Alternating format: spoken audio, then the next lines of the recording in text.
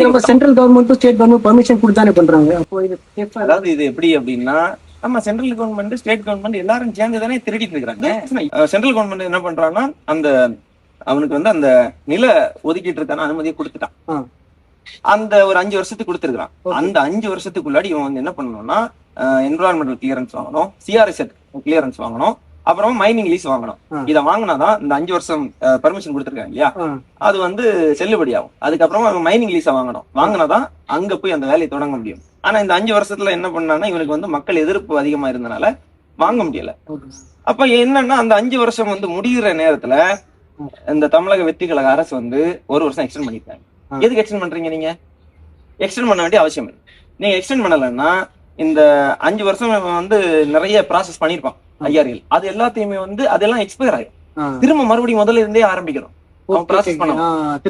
Start பண்ணணும். இவன் என்னன்னா, நீ அவ்வளவு எல்லாம் கஷ்டப்பட வேண்டாம், நான் உனக்கு 1 வருஷம் கூட எக்ஸ்டெண்ட் பண்றேன், இந்த 1 வருஷத்துக்குள்ளாடி நீ எல்லா பெர்மிஷனையும் வாங்கிக்கோ அப்படின்னு இவங்க வந்து எக்ஸ்டெண்ட் பண்ணி கொடுத்துருக்காங்க. இவங்க என்ன சொல்றாங்கன்னா, நாங்க அனுமதி கொடுக்கவே இல்லை, நீங்க தான் கொடுத்தீங்க.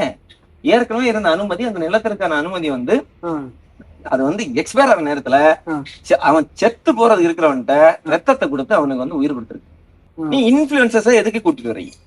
எதுக்கு நீங்க கூட்டிட்டு வரீங்க? உங்ககிட்ட தப்பு இல்ல, நீங்க உண்மையான ஆட்கள்னா நீங்க நிரூபிங்க, வெளிப்படையா ஆய்வு பண்ணி நீங்க வந்து நீங்க கூப்பிடுங்க, மாவட்ட ஆட்சியர் தலைமையில கூப்பிடுங்க, இல்ல வந்து ஒரு அமைச்சர்கள் தலைமையில நீங்க வந்து நீங்க வெளியிடுங்க, உங்களுடைய விளக்கத்தை நீங்க சொல்லுங்க, மக்களை கூட்டுங்க, எல்லா மக்களையும் கூட்டுங்க, நாங்களும் வர்றோம், பாதிக்கப்பட்ட மக்களும் வர்றாங்க, அங்க எல்லாருக்கும் முன்னிலையில வச்சு நீங்க ஆய்வு பண்ணி நீங்க காட்டுங்க. அப்படிதானே செய்யணும். அதை விட்டு இன்ஃபுளுசஸ கூப்பிடுறது, என்ன மாதிரிப்பட்ட ஆட்களா இன்ஃபுளுசஸ வச்சு பேச கூப்பிடுறது, வாங்க ஐஆர்எல் ஆலைக்கு வாங்க, நாங்க எதுக்கு வரணும் ஐஆர்எல் ஆலைக்கு? நீங்க வாங்க, மக்கள் மத்தியில நீங்க வந்து நின்று பேசுங்க, நாங்க எங்க கேள்விகளை எழுப்புறோம், மக்களுக்கு சந்தேகத்தை நீங்க வந்து தெளிவுபடுத்துங்க. அப்படிதானே செய்யணும். அப்போ உங்ககிட்ட ஏதோ ஒரு ஃப்ராடு பண்றதுனாலதான் நீங்க இன்ஃபுளுசரை கூப்பிடுறீங்க. இன்ஃபுளுசர் எதுக்கு? ஒரு சென்ட்ரல் கவர்மெண்ட் நிறுவனத்துக்கு இன்ஃபுளுசஸ் எதுக்கு? அந்த அளவுக்கு உங்ககிட்ட எக்ஸ்பர்ட்ஸ் இல்லையா? இவங்க தான் எக்ஸ்பர்ட்ஸா? காரி துப்ப மாட்டான் உலக நாடுகள் எல்லாம்.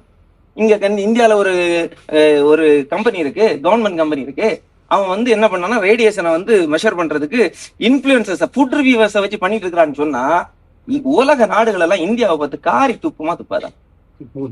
அப்ப நம்மளும் துப்பணுமா இல்லையா? அதுதான். சோ அதான் நான் இதை வந்து இந்த ஐஆர்எல் ஆளுக்கு தான் உங்கள்ட்ட கேட்டும் பேசணும்னு நினைச்சேன். பேசிட்டேன். ரொம்ப நன்றி.